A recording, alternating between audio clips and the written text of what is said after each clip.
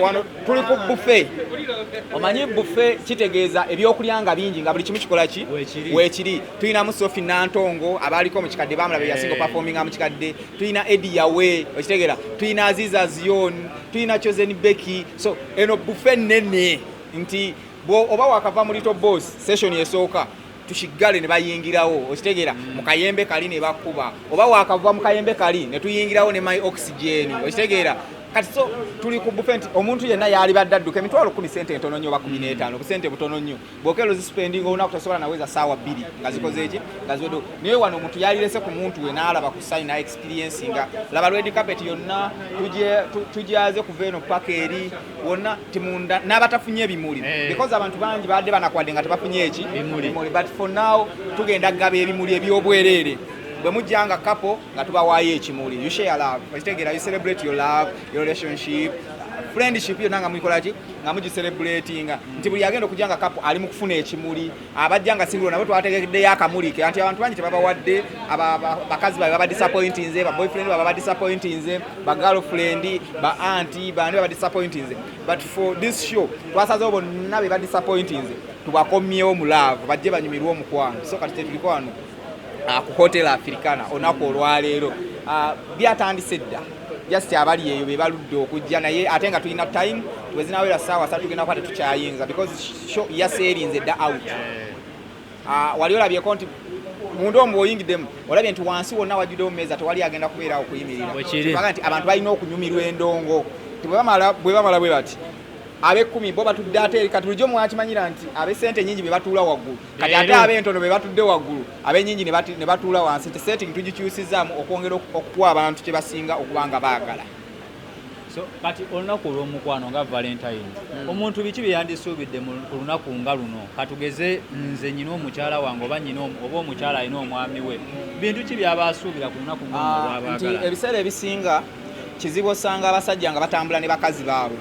at least once in a while funayo ko time otambuleko ne mukazi wo okitegeera ku lunaku nga luno mukazi wo mujjeeko ewaka okitegeera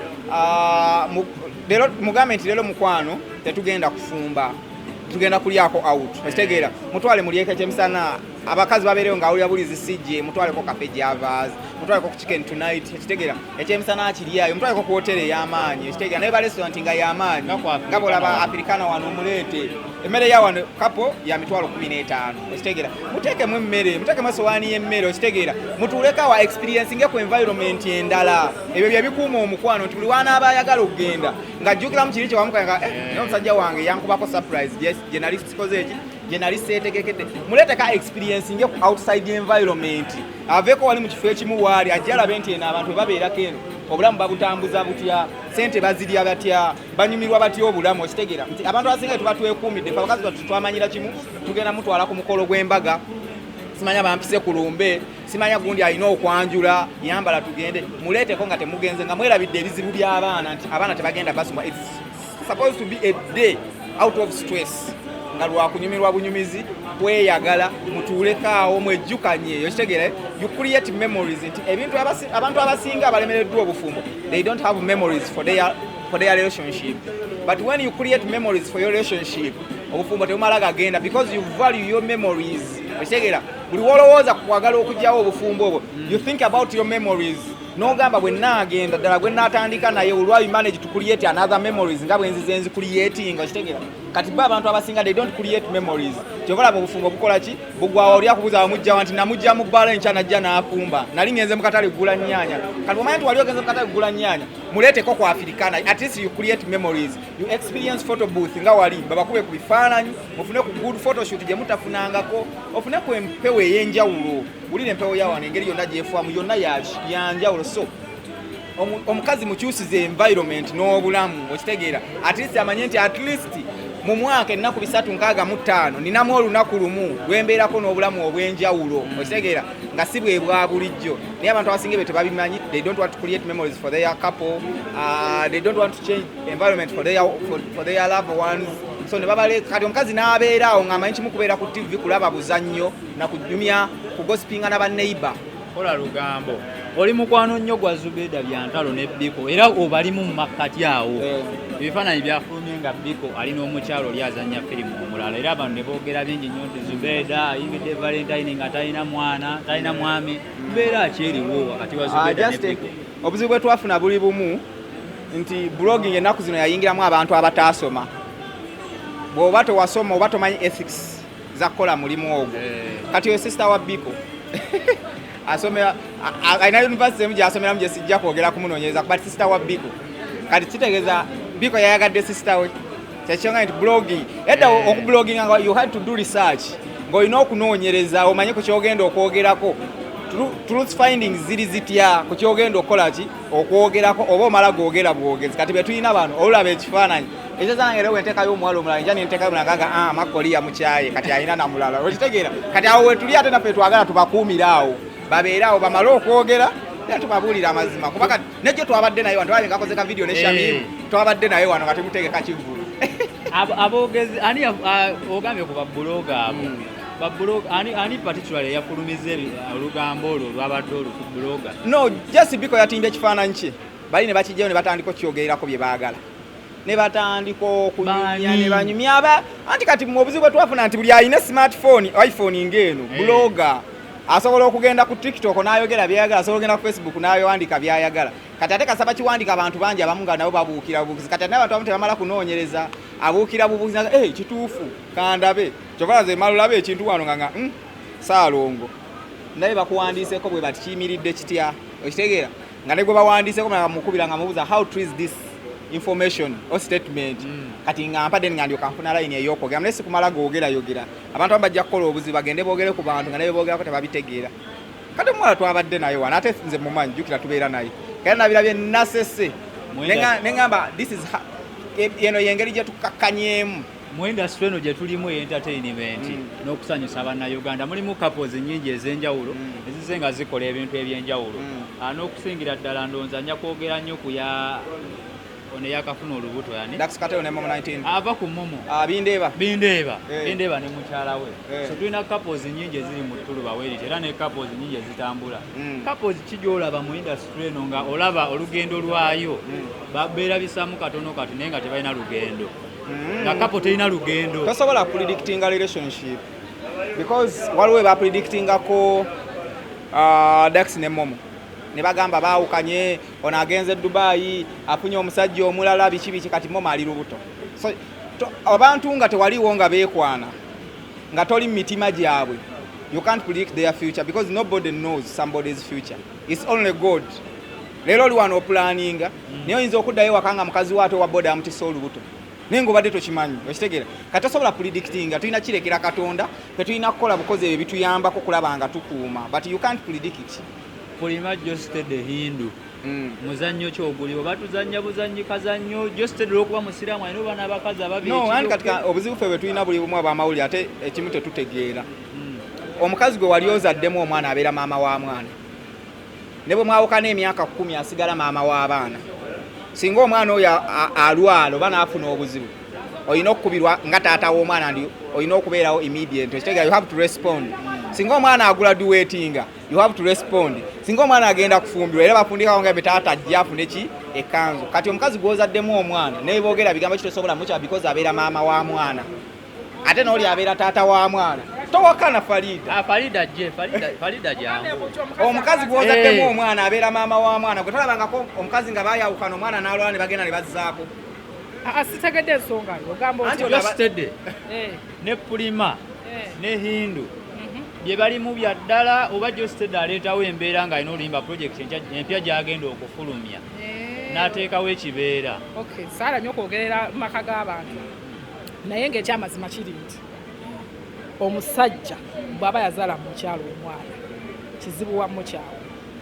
aba maama wa mwana nze njogera nga mukyala maama wa mwana kiba kizibu okumukyawa ate ensonga esinga kugwa ku saidi y'abasajja omukazi by the way asobola okumuvinga on n'abeera no my dear I'm telling you this n'abeera nga yateekawo communication wakati wo n'abaana bo nga yayawula nga naye naye ayina obulamu bwe naye ate abasajja tebakisobola oyogeza experience baali bakukyayeeko aze bankyawa buli nkya naggulu bankyawa buli nkya naggulu it's part of life and part of growing so olunaku nga luno olwa valentine oli mukyala omukyala kikyasuubira mu mwami yenna ali eyo nga baagalana n'omwami kyasuubira mu mukyala lwaki muba mulowooza kusuubira buli muntu aba n'engeri gy'atambuzaamu ebintu byo valentine mulimu abantu nga ye bwe lutuuka ng'agamba oti olunaku lutuuse leero omwami kampe ku kasente kangulire ku bimuli kantonereyo oba naye kamukolereyo ekyenjawulo oba nga oluusi baba bayomba nga bakyankalana olunaku ne lutuuka ne lubagadde naye valentine abantu bwe baba beeyagala like every day is supposed to be valentine because kyekitegeeza kweyagala si kyekyo kati ze wemba buli lunaku omuntu wange mweyagale naye anjagala I think it's normal like any other day. So Valentine abaagalana balina lukiipinga nga normal day. Basigale nga baagala n'omukwano. So sigamba nti no Valentine etuuse otijjukane ogule ebimuli simanyi okoze bitya wenna ogudde ne ku mabanja ate n'otuuka ennaku endala n'ofuukira munne ezzike okitegedde. Abakazi bangi baawukana nnyo n'abaami baabwe ku Valentine nga zineno ng'alaba pressure bakyala banne gye bamutaddeko eyo esukkiridde alaba oli omukyala bamugulidde kino n'alekawo omwami kyoyinza okubagamba nze ŋŋamba abantu bwe bati oluusi baba tebeeyagala oba toyagala muntu wo kigwa ku sayidi yombi omusajja aba tayagala mukyala n'omukyala aba tayagala mwami kubanga omuntu yenna wooba oyagala munno nga mwetegeera ate naddala abasajja njagala bba nenyamba bw'ofuna omuntu ng'omwagala mutegeke omuntu abeere ng'amanyi embeera gye mubeeramu neeba naye mumugala ne mujja mu bulamu bw'abantu ne mwesudiya omuntu n'omusuubiza eggulu n'ensi nga togenda bituukiriza kwegamba n'agenda ne mu banne zo bozibozi nga bantu boogera n'agenda mu banne n'agamba no gwe nafunye mu loodi sente zisula wuwe naye nga mu butuufu nga si byebyo okitegeera nga ye yeetegekera ensonga ye n'afuna ne wajje kalooni nga ye kyayagala ayagala kimu kukufuna bikomaawo okitegeera kati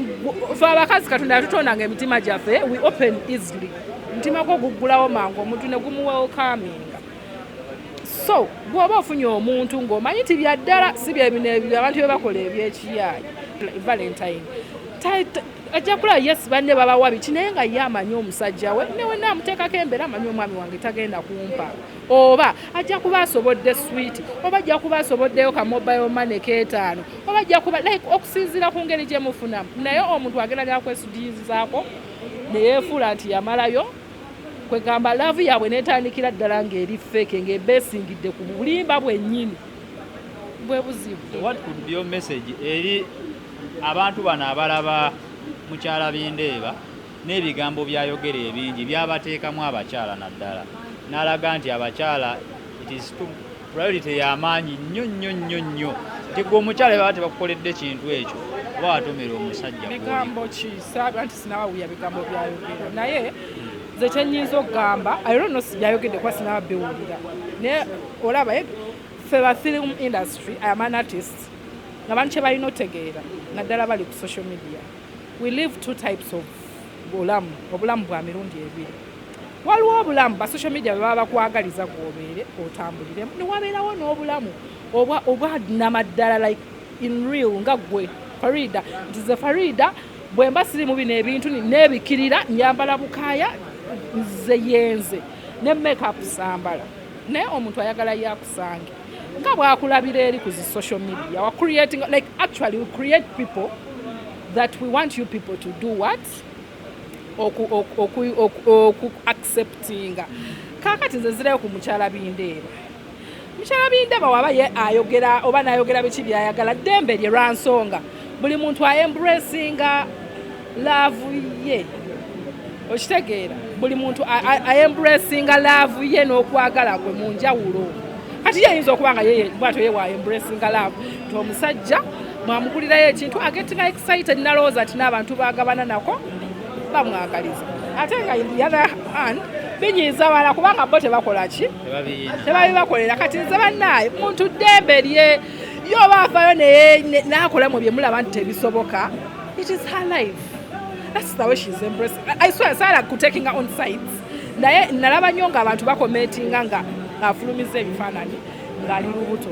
abantu ne batandika omuvuma ti lwaki okwata olubuto n'oluteeka kyali wase fulumya ebifaananyi ebyo ebyo yewe sigamba nti muntu yabikwata n'abifulumya ye kenyini yabifulumya meaning she wanted yali abiteeka ku pages ze abantu ne babikwata ne babisharinga siga nti oba yakiweereza muntu n'amugamba nti oba ntera naye yennyini yabyeterayo meaning she wanted it's her life so nekyembaagala